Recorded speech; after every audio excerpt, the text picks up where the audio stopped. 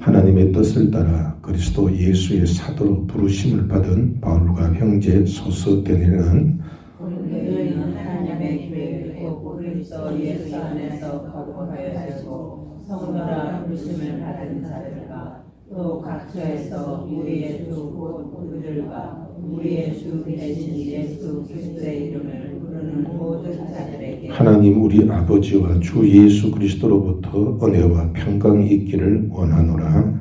그리스도 예수 안에서 너희에게 주신 하나님의 은혜로 말미암아 내가 너희를 위하여 항상 하나님께 감사하노니 이는 너희가 그 안에서 모든 일 곧 모든 은변과 모든 지식의 풍족함으로 그리스도의 증거가 너희에게 견고하게 되어 너희가 모든 은사에 부족함이 없이 우리 주 예수 그리스도의 나타나심을 기다림이라.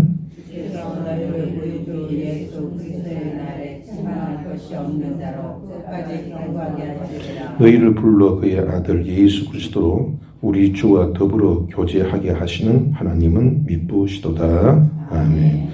바울은 2차 전도 여행 중에 그리스도에 있는 고린도에 교회를 세우게 됩니다. 바울은 그곳에서 1년 6개월 정도 머물게 되어요.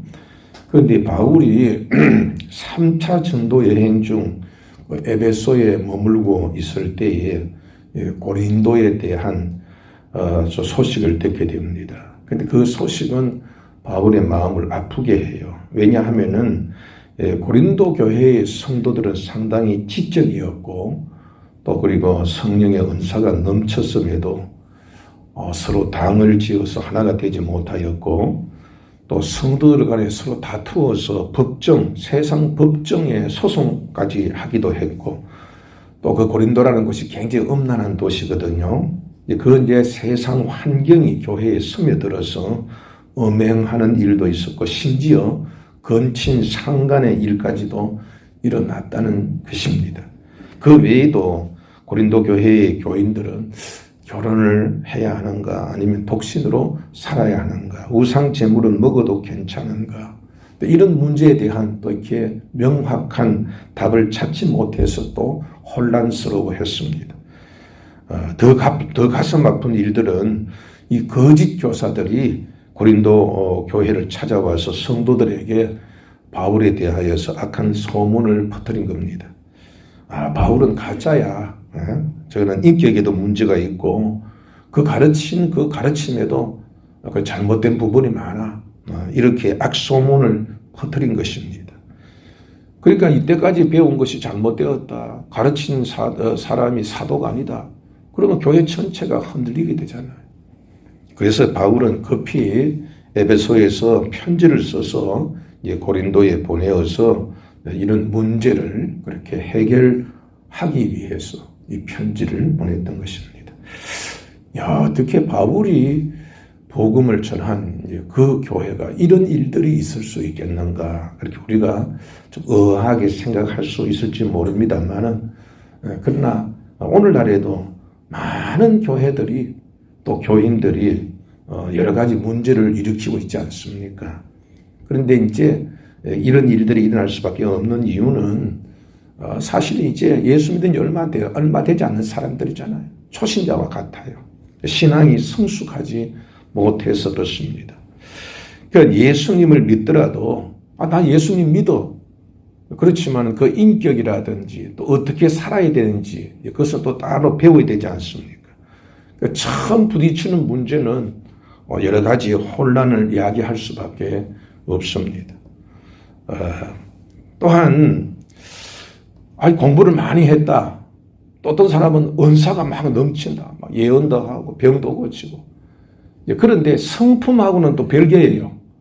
우리는 그냥 성경을 많이 알고 있고 막 또 은사도 있고 그러면 막 신앙이 되게 좋아서 성격도 좋은 줄 알고 성격도 참 좋은 줄 아는데 성격하고 은사하고는 별개입니다. 은사가 능력이라면은 성령의 열매는 성품입니다. 은사는 하나님께서 주신 것이라면은 열매는 인내와 연단을 통해서 예수님을 닮아가는 거예요. 은사는 마귀와 싸우는 것이라면 열매는 자기 자신과 싸우는 거예요. 이 모두가 필요한 거지요. 은사도 필요하고 성령의 열매도 필요한데, 그러나 둘 중에 둘 다 필요해요. 그러나 그 중에서 더 중요하다라고 이렇게 얘긴다면은 그것은 성령의 열매일 것입니다. 성령의 열매는 관계예요, 관계. 우리 인간관계예요. 그런데 뭐 공부는 잘해, 성질이 나빠. 돈은 많이 벌어와. 그런데 막 입이 걸어. 이게 별개잖아요. 이게 성령의 열매가 어쩌면은 하나님과의 관계, 인간관계, 자기 자신과의 관계, 이것이 더 중요한 것이니까 그 성령 열매가 참 중요해요. 교회에서도 그렇지 않습니까? 교회 내에서도 성품이 중요하죠. 모르는 문제는 얼마든지 일어날 수 있는 일이죠. 모르면 배우면 됩니다. 또 배우고 순종하면은 성숙해질 수가 있죠. 그런데 이제 문제는 배우려고 하지 않는 거지. 예수 믿는다. 그래 놓고 이제 다른 것은 신경 안 써. 나는 예수는 잘 믿는다. 그 신경 써. 그 다음에 자기 성품 관리는 하지 않는다.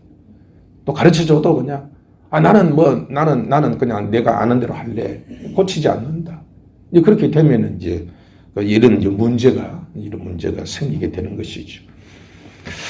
바울이 편지를 쓸 때에도 아마 이렇게 모르는 부분이 많구나, 미숙하구나, 이제 그런 심령으로 이제 편지를 쓰게 되었을 것입니다. 그래서 이제 1절부터 9절 보면은 화를 내지 않잖아요.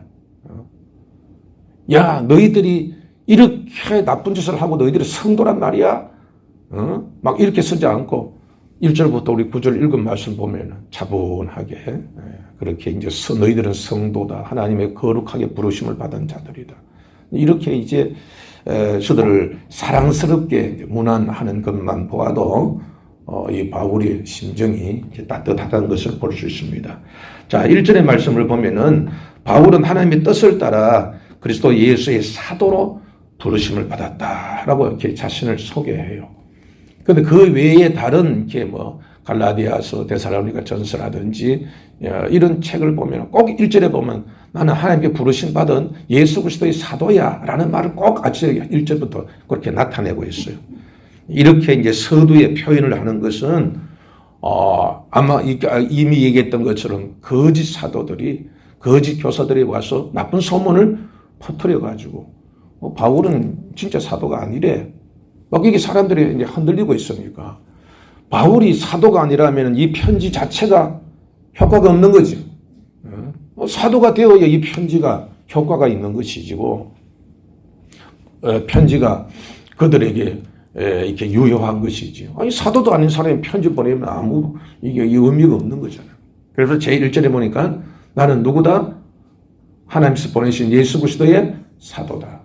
그렇게 이제 그 일부터 이제 확인시키고 시작을 하는 것입니다. 자, 2절 보면은 성도는 예수 그리스도의 이름을 부르는 자다. 성도는 뭐 하는 사람?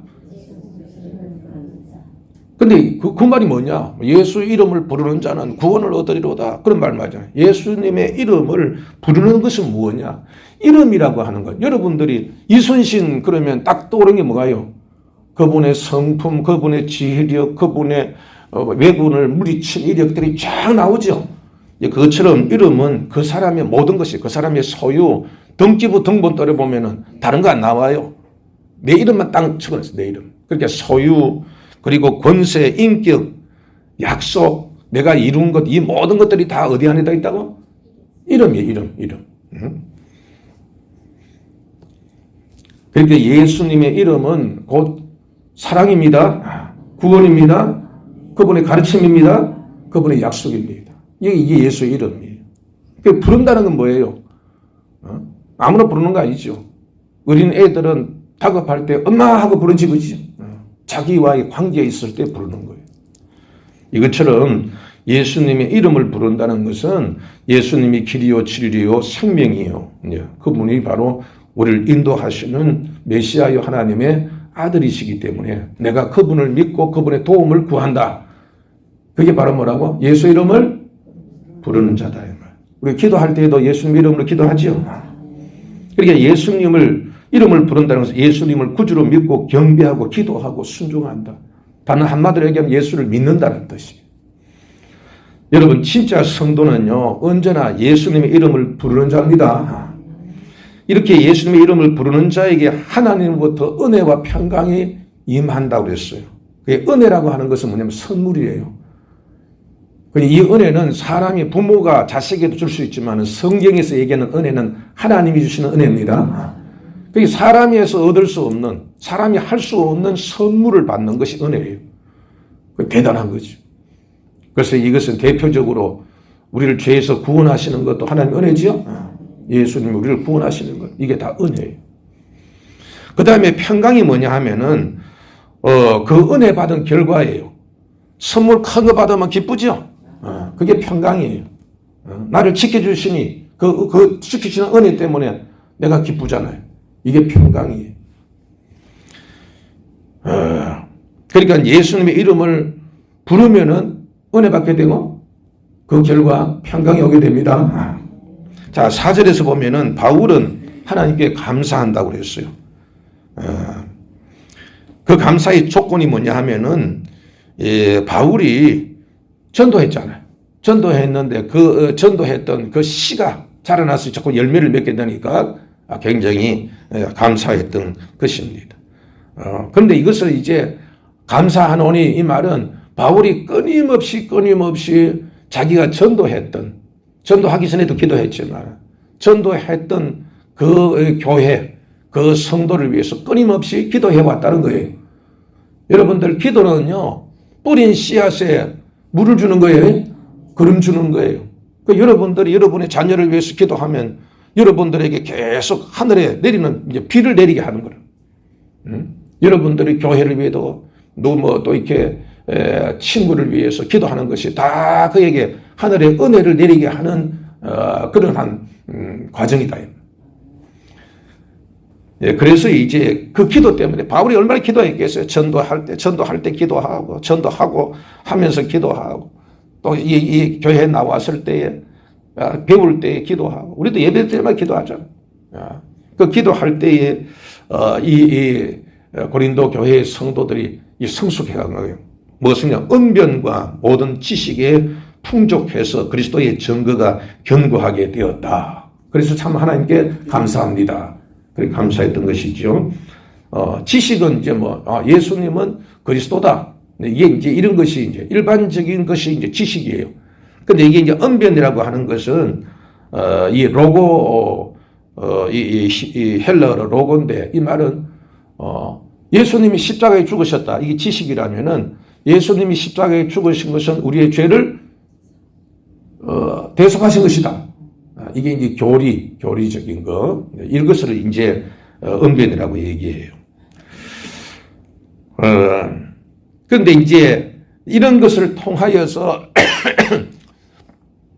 우리가 이제 예수님은 어디서 태어나셨습니다. 예수님은 다윗의 자손입니다.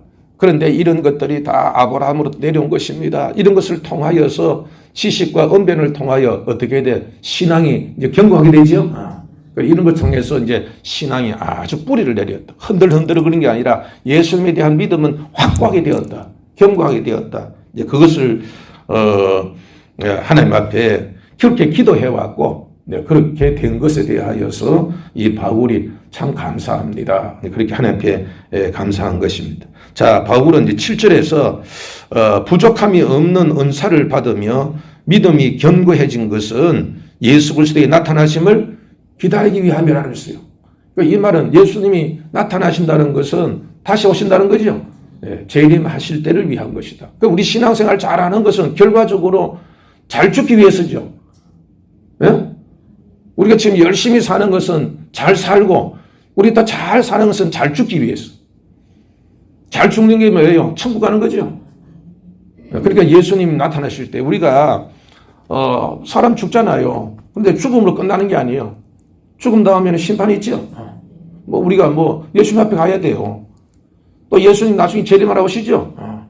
그 때를 위해서 우리가 이렇게 신앙생활을 하는 것이다. 그 신앙생활을 잘 하는 것도 바로 그 때문이다. 학생들이 지금 공부를 열심히 해. 그거는 바로 뭐냐 하면은 기말고사에 성적이 잘 나와서 나중에 이제 뭐 상 줄 때 상 받고 칭찬받고 또 좋은 학교에 진학하거나 취업하기 위하여서 하는 것처럼 바로 너희들이 이렇게 신앙생활 잘하는 이유도 바로 결국은 예수님만 하나씩 그때를 바라보고 있는 것이다. 우리도 그런 신앙생활을 해야 되겠지요. 그런데 이제 여기 8절의 말씀에 그런 말씀하지요. 주께서 너희를 우리 주 예수 그리스도의 날에 책망할 것이 없는 자로 끝까지 견고하게 하시리라. 이 말은 무슨 말이냐면은 예수 믿는 우리에게 성령이 오시죠. 성령이 오셔서 그냥 가만히 계셔요. 어떤 일을 하셔요? 예수님 닮아가는 일을 하지 그죠. 성령의 열매를 맺게 하는 거예요. 그럴 때 우리를 자꾸 견고하게 해서 야, 너 예수를 믿었지? 믿었는데 이거 부족해. 너 이렇게 살아서는 안 되니까 이렇게 살아, 이렇게 살아. 지옥 가는 건 아니지만은 예수님 믿었으니 우리가 뭐 자식을 낳았는데 자식이 내 자식이라 낳았으면 내 자식이라. 근데 우리는 그 자식이 잘 되기를 바라지 그죠. 그 끊임없이 가르치는 것처럼 성령님이 오시면 너 예수 믿고 천국 갔다 끝나는 게 아니고 예수님처럼 이렇게 좋은 성품 가져야 되고 또 이제 이런 것을 나누어 가져야 되겠지 그죠. 복음 전하고 베풀어 주고 이렇게 성장하게 하기 위해서 성령이 오신 거죠. 그러니까 우리를 그렇게 주님이 오시는 그날 우리가 주님 앞에 가는 그날까지 우리를 견고하게 만들어 주시는 분이 성령이시다. 그러니까 우리는 이제 주님을 따라가면은 말씀을 이렇게 아까 얘기처럼 말씀을 듣고 그 다음에 그 속에 있는 주님의 그 교리적인 것도 깨닫고 그렇게 하면서 하나님께 구하면은 은사도 받고 우리의 신앙의 이 성령의 열매도 받고 또 이렇게 해서 우리들이 선한 일을 하고 이렇게 해서 점점 온전한 하나님의 사람으로 이렇게 바꿔가지요. 그렇게 되어서 결국은 하나님 앞에 가는 거죠. 그렇게 하실 것이다. 그러니까 너무 걱정하지 마라. 걱정할 필요 없다. 그냥 예수님 늘 기도하고 말씀 듣고 깨닫고 주님 앞에 도움을 구해서 그렇게 살아라. 그렇게 살면 너희가 그렇게 견고하게 될 것이다. 그렇게 이제 얘기하고 있는 거죠. 9절에 보면은 너희를 불러 그의 아들 예수 그리스도 우리 주와 더불어 교제하게 하시는 하나님은 미쁘시다. 그런 얘기를 하고 있어요. 바울은 1절에서 하나님께서 자신을 부르셨다고 했죠. 근데 이게 9절에서는 하나님께서 누구를 불러? 바로 당신들을 불렀다. 우리 모두가 하나님 부르심 받은 사람들이에요. 그런데 왜 하나님께서 부르셨어요? 너희를 불러 그의 아들 그리스도 우리 주와 더불어 뭐 하게 하신다고? 하나님께서 왜 우리를 부르셨어요? 예수를 믿게 하신 겁니다. 예수님과 교제하기 위해서 교제하기 위해서. 예수를 믿는 것은요 의식이 아니에요. 의식이. 의식처럼 예배당에 왔다. 또 내가 11조 드렸다. 또 그것 때문에 우리가 복받는다. 이게 아니에요. 이게 아니고 이거는 의식이야. 의식이 아니에요. 의식, 형식. 제사 막 드리고 이런 게 아니에요. 관계예요. 관계. 네? 우리는 이게 성경에서 그런 비유 있잖아요. 예수님은 신랑이 우리는 신부예요. 신랑 신부가 형식적으로 살아요? 아니에요. 삶 자체예요. 이게 바로 교제예요. 아는 거예요. 그러니까 하나님이 우리를 부른 것은 야, 너 예수님하고 영적으로 결합이 되어서 함께 살아. 예수님 사랑하고 예수님 의지하고 예수님께 받은 은혜 받고 또 예수님 가르치신 대로 그렇게 살아. 그게 바로 예수님이 하나님의 아들이니까 하나님 아들 가르친 대로 하면 너도 하나님의 아들이 돼. 하나님의 딸 돼. 그렇게 살아라. 그게 예수 믿는 거예요. 제가 우리 가르쳤잖아요. 하나님께서 우리 사이를 하나님께서 우리가 하나님의 언약을 지키자 하니까 하나님께서 끊어버린 게 뭐라 했어요? 말씀과 기도라 그러죠. 그죠? 듣지를 않는 거야. 하나님이 듣지를 않는 거야. 그 관계가 끊어지는 거예요. 그러니까 여러분 하나님과 관계 끊어지면 안 돼. 예배당에 왔다 갔다 가는데 예수 하나님께서 그렇잖아요. 성경에 보면 너희는 뭐만 바른다? 마음은 없다. 너희는 마음이 없고 마당만 왔다 갔다 한다. 너는 이제 하나님 앞에 1,000번째처럼 1,000마리의 소를 갖다 바치고 매일 갖다 바치고 하면은 나 기뻐하는 줄 알지? 천만에. 내 마음을 기쁘게 해야지. 갖다가 바친다고 내 기뻐할 줄 아느냐. 그래서 제사보다는 하나님께서는 순종을 원한다고 지키죠. 이 사울이 그 많은 이 아말렉 군사를 치고 엄청난 이렇게 양떼를 가져왔다. 하나님께서 원하시는 것은 그게 아니에요. 그죠? 그런데 가지고 왔어. 그거 다 진멸하라, 없애버리라 그랬는데 그걸 가지고 왔어. 그래 왜 가져왔냐니까 하나님 앞에 제사 드리려고. 야 이놈아 내가 그거 먹으려고 없애라 그랬느냐. 내 마음을 모르고 너는 네 욕심대로 하면서 뭐 많이 갖다 바치면은 하나님 기뻐하신 줄 알지. 그렇지 않다. 나는 제사보다 뭘 원한다? 순종을 한다. 네 마음을 원한다. 네 마음. 그래서 우리도 예배 드릴 때 영과 진리로 예배 드려야 돼요. 하나님 그 기뻐하시니. 여러분들 오늘도 우리는 말씀과 기도로 마음을 다하고 뜻을 다하여 우리 주님을 사랑하는 그러한 성도가 되어야 됩니다. 그리고 말씀을 배워야 돼요. 말씀을 배워야 깨달을 거 아닙니까? 그리고 겸손해야 돼요. 말씀을 듣고 고쳐야 돼. 성령님께 자꾸 묻고 고쳐야 돼요. 그래서 여러분들에게도 주님의 은사가 나타나기를 축복합니다. 은사가 있어야지요. 은사는 사람들마다 다 은사가 달라요. 은사가 다르니까. 그런데 성령의 열매는 다 같이 하나님께서 똑같이 다 가지라 하는 거예요. 무슨 말 이해가 돼요? 은사는 각각 다를 수 있어. 그러니까 이제 보면은 너는 교사가 되라. 너는 뭐 이렇게 뭐 가서 이렇게 이 휴대폰 뭐 고치는 사람 되라. 너는 건설업사에 가서 일해라. 이렇게 직종은 다르지만 그러나 성질은 다 성품은 깨끗하고 착해야 돼. 직종은 달라도 은사는 달라도 은사는 각각 달라도 열매는 어떻게 해요? 하나님께서 모든 사람이 똑같은 열매를 맺기를 원하세요. 그런 성령이. 그게 우리 성품 고치는 게 힘들잖아. 은사는 하나님 그 주시는 거예요. 여러분들이 기도 많이 하고 은사가 와. 그건 줘요. 근데 성품은 열매는 어떻게 해야 돼요? 하나님 그냥 주시는 게 아니에요. 내가 뭐 하는 거예요? 나와 싸우는 거라. 나왔어. 내 속에 있는 욕심 이거 하고 싸워야 돼요. 싸워야 돼요. 사람과의 관계도 자꾸 내가 부딪히면서 내 자신을 다스려 나가야 인간관계가 좋아지잖아. 그 성품을 성령 열매를 맺는 게 쉬워요, 어려워요? 은사보다 더 어려워요.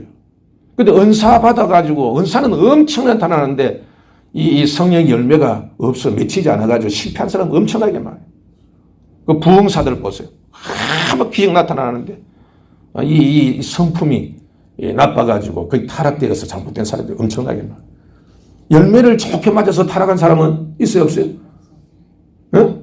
그 사람은 없어. 은사는 없더라도 이 성령 열매를 많이 맺은 사람들은 타락하는 법이 없어. 그러나 은사는 받아도 성령 열매를 맺지 못한 문제를 엄청나게 일으키. 뭐 교회에서 뭐 이렇게 교계에서 문제를 일으키는 사람들이 어떤 사람들이라? 성질이 나쁜 사람들보다도 은사의 사람이 힘 있는 사람들이 더 문제를 일으켜요. 이 고린도 교회에도 다 그래서 문제가 일어난 거예요. 자, 그래 여러분들 다 필요해요. 우리는 은혜를 받아야 돼요. 말씀도 배워야 되고 교리도 배워야 돼. 성경 지식 안다고 그러는 게 아니라 그 속에 있는 하나님께 주시는 그 알레고리, 그 속에 있는 하나님께 주시는 교리, 그 뼈다구도 그것도 알아야 되고 또 우리가 성령의 열매도 맺어야 됩니다. 그래서 여러분들이 은사와 성령의 열매를 통하여서 그것을 얻기 위해서 주의 이름을 부르세요. 주의 이름을 불러야 됩니다. 늘 주님께 이름을 불러야 돼. 그러면은 씨앗에 이제 자꾸 이제 비와 태양과 구름이 미치듯이 여러분들이 해왔던 일들이 하나님께서 은혜 주십니다. 그래서 여러분들에게 그 은혜로 인하여서 평강이 넘치게 되기를 주의 이름으로 축복합니다.